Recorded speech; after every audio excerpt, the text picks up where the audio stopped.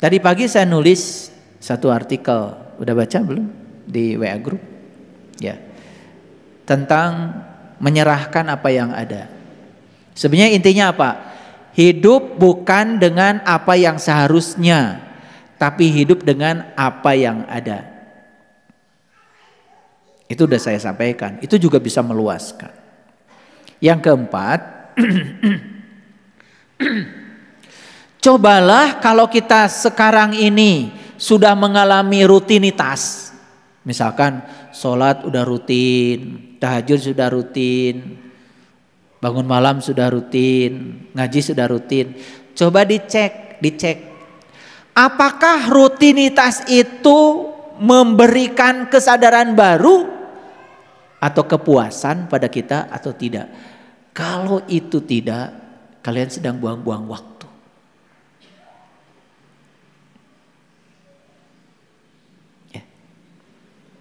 Nanti harus latihan deh.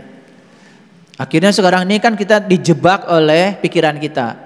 Pokoknya zuhur 4 rakaat, asar 4 rakaat gitu. Rakaat mana yang membuat kita jadi sadar kita pun nggak tahu. Karena yang dibaca juga nggak sadar kan, betul? Mulai dari takbir sampai salam itu nggak sadar. Pokoknya alhamdulillah geus beres sholat. Nah kalau itu terjadi, tolong diperiksa. Kalau itu terjadi sebetulnya kita sedang buang-buang waktu. Cobalah, saya bukan ngajarkan ini ya. Cobalah sesekali sholat itu tidak usah cepat-cepat. Gitu. Dinikmati. Ya. Walaupun mungkin dari 4 rakaat itu sholat duhur yang dinikmati 1 rakaat itu lebih bagus dari 4-4-nya tidak dinikmati. Dinikmati mulai baca takbirnya dinikmati. Akbarnya Allah tuh karasa. Waktu baca doa iftitah tuh terasa. Inni wajjahtu wajhiya lilladzi karasa. Menghadapkan wajah batin kepada Allahnya itu terasa. Syukur-syukur kalau udah bisa. Bukan terasa lagi nyata. Wajah Allah nanti aya payuneun. Wah, keren eta mah. Waktu bilang inna sholati wa nusuki wa mahyaya wa mamati lillahi rabbil alamin la syarikalah wa bidzalika umirtu wa bidzalika umirtu wa ana awwalul muslimin. Bergetar tuh seluruh sel dalam tubuh. Bagaimana kalau tidak 1 rakaat, saya hanya ingin fokus aja di doa iftitah, itu bagus daripada tidak sama sekali. Rek domen teh doa iftitah nawe. Allahu akbar kabira walhamdulillahi katsira wa subhanallahi bukratan wa asila. Tahu artinya enggak? Wa subhanallahi bukratan wa asila, tahu artinya enggak? Eta sakitu dibaca unggal poe. Dan aku akan sucikan engkau ya Allah pagi dan petang. Aku akan sucikan engkau ya Allah pagi dan petang. Tanya pada dirimu. Apakah engkau sudah mensucikan Allah pagi dan petang?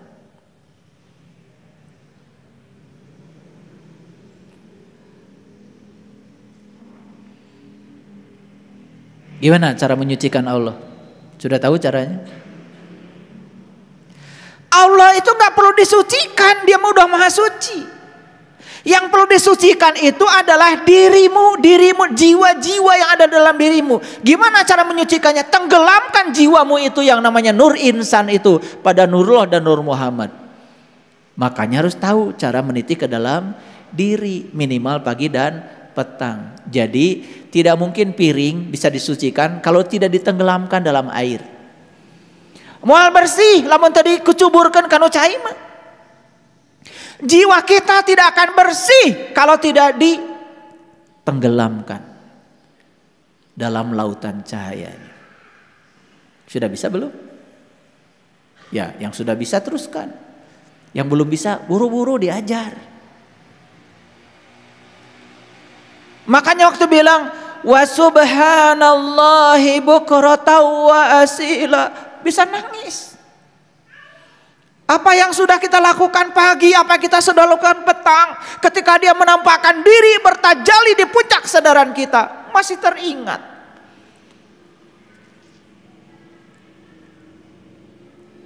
Itu baru sampai situ aja udah nangis.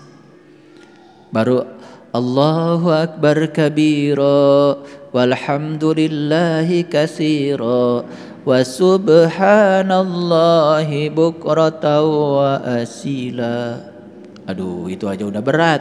Apalagi kalimat berikutnya, inni wajjahtu wajhiya lilladzi fataras samawati wal hanifa wa ma ana minal musyrikin. Aduh, itu pengakuan yang luar biasa. Sesungguhnya aku bukan orang-orang yang musyrik lagi ya Allah. Aku tidak menduakan Engkau lagi ya Allah. Malu ya habis sholat. Masih mencemaskan rezeki. Masih mengkhawatirkan hari esok. Masih takut kekurangan. Padahal baru aja bilang, wa ma ana minal musyrikin. Abdi masanes jalmi musyrik deh ya Allah. Tidak menduakan Engkau, tidak selingkuh lagi kepadamu. Hanya Engkau tujuanku ya Allah. Hanya Engkau, aku yakin kehadiranmu sudah cukup bagiku. Tapi masih ragu-ragu. Kacau sholatnya kayak gitu. Tambah lagi, lebih kacau lagi. Bilangnya inna sholati wa nusuki wa mahyaya wa mamati lillahi rabbil alamin la syarikalah. Wa bizalika umirtu. Kenceng banget. Aku siap menerima apapun perintahmu ya Allah.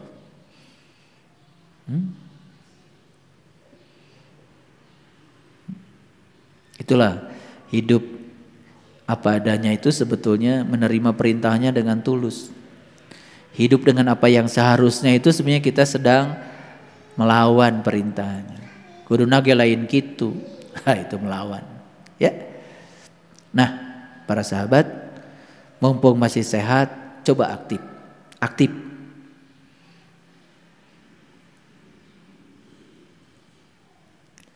Karena nanti begitu kita sudah tidak seperti sekarang lagi, kepasipan itu akan membuat kita semakin cepat untuk menua.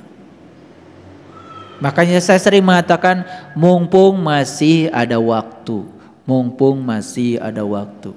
Karena Nabi Muhammad mengajarkan jagalah mudamu sebelum datang masa tuamu. Kan gitu. Jadi artinya bukan terus harus muda, bukan. Tetapi maksudnya ya jagalah mudamu sebelum datang masa tuamu itu, mumpung masih bisa melakukan sesuatu, lakukanlah sekarang. Mumpung masih diberi kesempatan untuk bisa nembah jati pagi petang, lakukanlah sekarang. Mumpung masih ada waktu. Mumpung masih sehat.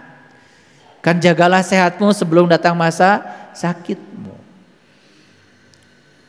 Jagalah masa kuatmu sebelum datang masa lemahmu. Jagalah hidupmu sebelum datang masa matimu. Keren banget itu pepatah Rasul itu. Sebetulnya beliau ingin memberikan satu pesan yang sangat tajam ya kepada kita untuk memanfaatkan kehidupan. Selanjutnya, ingat, potensi kita itu tanpa batas. Catat itu. Potensi diri kita itu tanpa batas. Semua batasan-batasan berasal dari diri palsu kita. Sekarang saya katakan potensi kita itu tanpa batas. Jangan dibatasi. Kalau kita sudah menyadari yang 6 tadi, saksikan saya. Kita bisa meraih apapun dengan upaya yang sedikit. Kita bisa meraih apapun dengan upaya yang sedikit. Tidak usah kerja keras. Jadi mohon maaf, ada orang yang untuk makan saja sehari perlu kerja keras. Itu ada yang salah. Orang yang sudah berada di kesadaran ini menjalankan yang 6 tadi. 1 berbagi, 2 mengungkapkan cinta, 3 bisa menerima yang ada, yang keempat bisa mendapatkan pemuasan dalam hidup, bukan sekedar rutinitas. Yang kelima, kesehatan dia itu digunakan untuk aktif. Yang keenam, dia sadar dengan potensi yang tanpa batas pada dirinya. Maka dia akan dapat yang ketujuh. Apa itu? Yang ketujuh adalah dia akan meraih apapun yang diinginkannya tanpa harus bekerja keras. Bisa, bisa. Bisa, sangat bisa. Baik, kita lanjutkan. Baru ayat yang pertama, alam nasroh laka sodro. Sudah diluaskan sekarang kesadaranmu? Sudah sadar sekarang? Sadar kalau diri saya potensinya tanpa batas. Sadar, oh sebetulnya meraih sesuatu tuh gak perlu kerja keras loh. Gimana caranya? Kesadaranmu. Gunakan kekuatan positif yang ada pada dirimu. Banyak gak orang yang untuk meraih sesuatu itu harus bekerja keras? Banyak? Itu karena dia kerja pakai otot. Ada gak orang yang kerjanya pakai otak? Itu juga kerja cerdas, tetapi hasilnya masih pas. Ada kerja yang hasilnya tanpa batas. Apa itu? Kerja pakai kesadaran. Itu namanya kerja ikhlas. Makanya kalau hasilnya ingin tanpa batas, kerjanya harus kerja ikhlas. Gimana cara kerja ikhlas? Itu belajar. Belajar menemukan diri sejati dulu. Sebelum kita menemukan siapa diri kita, ikhlas itu masih jauh.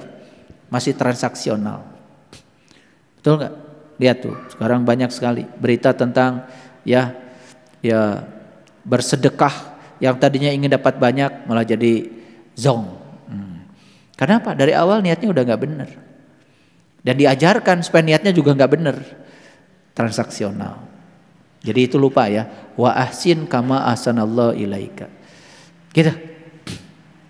Baik, yang kedua. Wa wada'na anka wizraka. Dan kami pun telah membebaskan beban darimu. Lihat saya semuanya. Beban-beban hidup itu datangnya dari mana? Dari mana? Dari pikiran. Silahkan kau percaya dirimu sebagai pikiran, bebanmu akan semakin berat. Tapi begitu kita jadi penonton bagi pikiran. Masih ingat lagu saya kemarin kan? Ya. Kabut, sengajakah engkau mewakili pikiranku? Kabut itu ada putih, ada hitam. Dua-duanya juga menghalangi matahari. Ingat, diriku bukan kabut putih, bukan kabut hitam. Diriku yang sebenarnya adalah langit biru. Aku menerima yang putih, aku menerima yang hitam. Karena aku bukan kabut. Aku adalah langit biru. Berarti kalau aku langit biru, aku bukan pikiran. Aku adalah kesadaran. Aku adalah pemerhati bagi pikiran. Coba. Makanya kan lagu itu keren banget. Ya. Kabut, sengajakah engkau mewakili pikiranku? Pekat, hitam berarak mengelilingi matahari. Jadi begitu kita jadi kabut, ya sudah. Kabut itu akan mengelilingi matahari. Matahari rohani kita tidak nampak lagi. Jiwa kita menjadi terkurung, tidak terdapat. Tidak ada proses fotosintesis jiwa di situ. Nih saya tidak berbicara proses fotosintesis materi. Proses fotosintesis jiwa. Mataharinya bukan matahari itu lagi, matahari rohani yang ada di sini. Kalau sudah caang di sini, proses fotosintesa jiwa hadir, maka seluruh tanaman jiwa, kesabaran, kearifan akan muncul. Ya, gitu. Jadi oleh karena itu maka kita jangan jadi kabut ya, jadi langit biru aja. Begitu jadi kabut, langsung tarik, itu bukan aku. Itu diri palsuku, aku bukan itu. Segera jadi pengamat bagi pikiran. Keren banget. Ya. Alam nasyrah laka sadroka wa wada'na anka wizroka. Ini K-nya saya baca supaya jelas. K itu kamu. K itu dirimu. Ya. Dan Allah mengatakan, dan kami pun telah membebaskan beban darimu. Lihat saya semua. Begitu kita sadar diri kita bukan pikiran, hilang gak beban? Hilang gak baik buruk? Hilang gak benar salah? Tidak ada beban.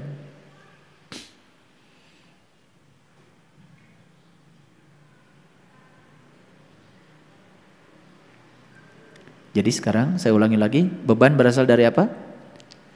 Dari diri yang mengidentifikasi diri sebagai pikiran. Lihat ya, semua orang, mau pejabat, mau rakyat, mau kaya, mau miskin, belum tentu bahagia loh. Belum tentu. Selama dia mengidentifikasi dirinya sebagai pikiran, harta sebanyak apapun belum tentu dia bahagia. Komo teu boga duit mah. Ya.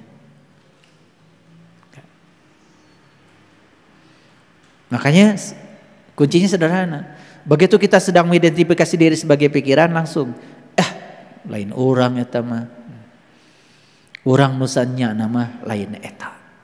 Gitu. Buru-buru. Kita yang sebenarnya tidak terjebak oleh kehidupan dan kematian. Kita yang sebenarnya abadi, sabadi ilahi. Sadari itu. Senyum aja menghadapi apapun. Tidak ada yang menakutkan. Ini udah tingkat tinggi nih ngaji. Ya. Berikutnya apa? Allazi an qadadah. Itulah yang membuat kamu selama ini terbebani punggungmu. Ini udah pada bengkok-bengkok nih punggungnya. Karena semua jadi beban. Hidup yang 5 hari kerja keras, di akhir pekan piknik 1 minggu, itu hidup yang tidak layak dihidupi. Berarti yang 5 hari itu kalian gak bahagia. Hidup yang layak dihidupi itu setiap saat bahagia. Semua hari adalah hari libur. Kade ulah nepi ka teu gawe. Semua hari-hari libur itu artinya setiap hari selalu membuat dia bahagia. Apalagi kerja keras ya selama 11 bulan, akhir tahun piknik cenah supaya bahagia. Bohong. Bohong. Piknik mah. Piknik we iraha wae. Da teu kedah jauh piknik mah. Ke Jelekong aja piknik tuh. Makan di daun pisang aja nasi liwet enak. Betul? Nih, gimana hatinya? Kalau hati dan pikirannya, ya kalau bisa ke Bali nggak apa-apa ke Bali. Kalau bisa jalan-jalan ke Jepang ya nggak apa-apa. Ya, saya doakan ya. Tong di Jelekong wae. Ya. Kemudian Allah mengatakan wa rafa'na laka dzikraka. Apa artinya? Dan sesungguhnya aku sudah meninggikan ingatanmu. Nah, ingatan yang ditinggikan oleh Allah itu adalah ingatan yang melampaui ingatan, pikiran yang melampaui pikiran, kecerdasan yang melampaui kecerdasan. Itulah kesadaran. Kalau baca di sini ya, terjemahan yang ada, wa rafa'na laka dzikraka, apa artinya katanya? Dan kami tinggikan sebutan namamu bagimu. Zikir jadi sebutan. Lihat saya semuanya. Ya, wa rafa'na laka dzikrak, artinya apa? Aku telah meninggikan ingatanmu. Ingatan yang paling tinggi adalah ingatan kepada Allah. Siapa yang bisa ingat kepada Allah? Yang sudah tahu dan kenal kepada Allah. Nucannya mah moal bisa emut. Dan tidak mungkin kita mengingat sesuatu yang kita tidak tahu. Syarat sahnya ingat itu harus tahu dong yang diingat. Jadi yang baru nyebut-nyebut subhanallah, Allahu akbar, la ilaha, can ingat itu baru nyebut. Kalian baca setiap salat subhanallah subhanallah 33 itu yang pakai gini kan? Itu menyebut, bukan ingat. Kalau nyebut mah ada suaranya di dia tah. Kalau ingat mah nggak ada suaranya, di batin. Coba sekarang ingat sama orang tua kita. Ada suaranya? Tuh, ingat mah nggak ada suaranya. Aneh, bilangnya ingat, tetapi ada suaranya. La ilaha illallah, la ilaha. Eta naon? Nyebut. Nah, jadi ingat. Itu bukan zikir, itu mah wiridan. Apakah orang yang wirid itu ingat sama Allah? Belum tentu. Dan nu ingat mah ribut. Wa rafa'na laka zikrok. Aku rafa, aku angkat ingatanmu, aku tinggikan ingatanmu. Jadi orang yang sudah ditinggikan ingatannya oleh Allah, sudah bukan pikiran lagi, bukan tubuh lagi. Dia sudah menjadi kesadaran tertinggi. Disebutnya juga kesadaran murni. Nama tak bernama, rasa tanpa rasa, wajah tak berwajah, kata tanpa suara. Saya mau nanya, pintar gak kalian bisa jawab apa tidak? Allah itu diam atau berbicara? Ari Allah teh diam atau berbicara? Ya. Allah tuh menyebut dirinya juga al-mutakaliman, yang maha berbicara. Allah itu mutakaliman, yang maha berbicara. Allah itu tidak diam. Allah itu berbicara setiap saat. Cuman kata-katanya tidak bersuara, tetapi terdengar. Dan siapa yang bisa mendengar Allah? Yang sudah hening pikirannya.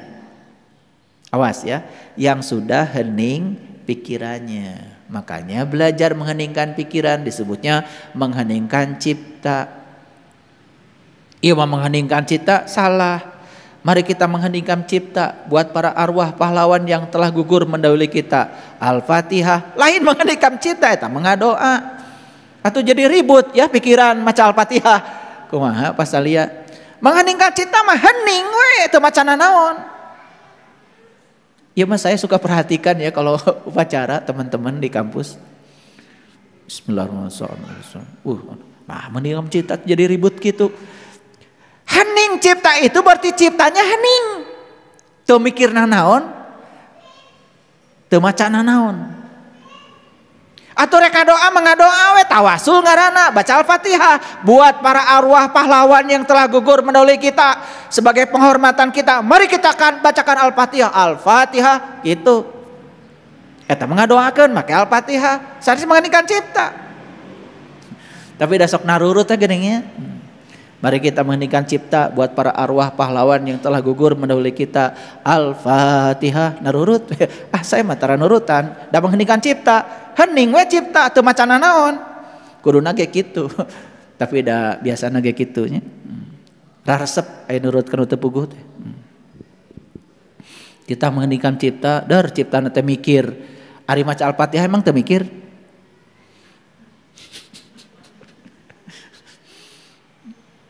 Ya, banyak dagelannya di dunia ini, luar biasa. Ayo teruskan lagi. Wa rafa'na laka zikrak. Saya tanya para sahabat semua, ingin gak ditinggikan ingatannya oleh Allah? Ingin? Kalau ingin ditinggikan ingatannya oleh Allah, satu, temui dia setiap saat. Nyambung? Nah, sudah pernah dengar kajian An-Nasrah? Belum. Sudah gitu, baru hari ini. Ya, maka fa inna ma'al usri yusran, inna ma'al usri yusran. Di balik semua kesulitan itu ternyata disitulah adanya kemudahan. Di balik semua kegelapan itu disitulah adanya cahaya. Di balik semua ketidakteraturan itu disitulah ada keteraturan. Di balik semua kekacauan itu disitulah ada rekonstruksi. Jadi oleh karena itu jangan membenturkan segala hal yang paradoks. Mitrakan. Di balik kegelapan itulah cahaya itu adanya. Makanya R.A. Kartini mengatakan menyusuri kegelapan untuk menemukan cahaya. Jadi jangan terjebak salah benar. Ya, nggak apa-apa. Seburuk apapun masa lalu kita, itu yang telah mengantarkan kita menjadi kita yang hari ini. Teu aya nu lepat, teu aya. Nu lepat pemikiran orang, tah. Sok nilai salah bener. Ya, nggak ada yang salah, nggak ada yang salah. Semua baik-baik saja. Ya, faida farogta fansob. Wa ila rabbika farghab. Selesaikan masalah satu persatu kalau ada. Insya Allah puncak dari semua masalah kan pulang kepada Allah. Betul nggak?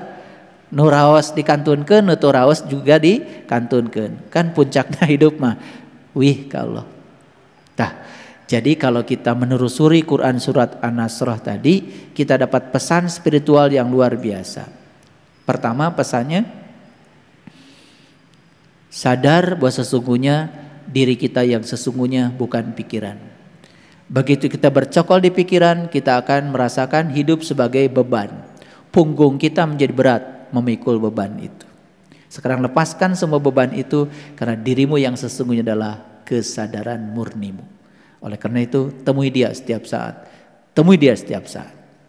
Begitu kita menemui dia setiap saat, wa rafa'na laka dzikrok, ingatanmu akan aku lesatkan. Ingatanmu akan aku tinggikan. Nah, ingatan yang ditinggikan adalah ingatan yang melampaui segala yang diingat. Ingatannya cuma satu kepada Allah saja. Indah sekali. Mereka yang ingatannya selalu kepada Allah, diliputi oleh cahaya Allah, setiap saat merasakan kehadirannya, hidupnya akan dibebaskan. Itu saja. Belajar spiritual itu. Keren gak? Coba belajar spiritual itu seperti itu. Ya, itulah intisarinya agama. Jadi agama bukan keterampilan membaca Quran, bukan keterampilan menghalus-haluskan suara, bukan. Itu bahasa asing. Kalau kita belajar aja bahasa asing sudah bagus, betul nggak? Iya. Kita bukan orang Arab, kita melafalkan Arab salah, wajar. Orang Arab juga dititah ngomong, sok orang Arab cenah ngomong, 3 jebur, heseun. Ya, iya. Coba orang Arab cenah maca, ya, nuju abdi lempang dina galengan, kumargi abdi biasa lempang di galengan, abdi 3 jebur, heseun. Betul nggak? Heseun. Jadi kalau ada orang lain belajar bahasa kita salah, wajar. Kita juga belajar bahasa orang lain salah, wajar. Jangan percaya yang nakut-nakutin. Oh salah bacana, asup neraka. Tong percaya. Saya tak ada, encan pernah kaditu. Jadi oleh karena itu maka belajar agama itu harus pakai akal. Ya. Ayo semangat terus. Yang belum bisa baca Quran nggak apa-apa. Mau latihan dulu baca Quran dari awal, tapi jangan takut salah, ya. Itu. Jadi nggak usah pusinglah dengan yang begitu. Justru pusing mah kalau kita hari ini belum tahu jalan pulang untuk mati. Dah maut mau ditanya, keyakinan apa? Keyakinan Anda apa? Agama Anda nggak akan mau ditaros. Yang akan ditanya saat mati mah kebaikan Anda apa?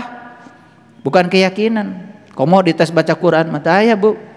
Saya ya man robuka mah bukan pertanyaan di kuburan itu, taya kuburan teh singkat jawab ayeuna man robuka saha Gusti anjeun teh, jawab ayeuna wa man kana fi hadi a'ma wa huwa fil akhirati a'ma wa adul sabila, sing saha nu tepang jeung Allah di dunia moal tepang jeung Allah di akhirat, jalannya lebih sesat. Kan gitu Quran lagi. Barang siapa yang tidak melihat di dunia, tidak akan melihat di akhirat, dan jalannya lebih sesat. Quran. Betul? Gitu. Udah ngerti sekarang Alam Nasrah? Sok baca nanti di rumah. Alam nasrah laka sadrak. Hup, liren heula. Bener orang teh geus sadar. Bener, geus luas kesadaranana. Betul enggak? Tanya dirina. Can kajawab, baca deui balikan deui. Alam nasrah laka sadrak. Can kajawab, baca deui. Alam nasrah laka sadrak. Kengeng teu ayat pertama unggul 100 kali menang. Daripada tuntas sampai ke ayat 8 tapi teu ngartina naon. Paham? Tuh, boleh. Ya, tidak melanggar syariat kok. Karena fikihnya mengatakan yang penting setiap selesai baca Al-Fatihah disunatkan membaca ayat. Ya toh, ayat yang mana saja boleh dipilih. Coba sholat di Arab. Kadang-kadang surat Al-Baqarah diambil ayat ini dicuplik aja tengahnya, nggak masalah. Betul nggak?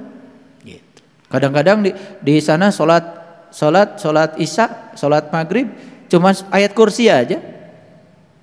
Allahu la ilaha illa huwal hayyul qayyum la ta'khudhuhu sinnatu wa la naum lahu ma fis samawati wa ma fil ard man dzalladzi yashfa'u indahu illa bi'idznih.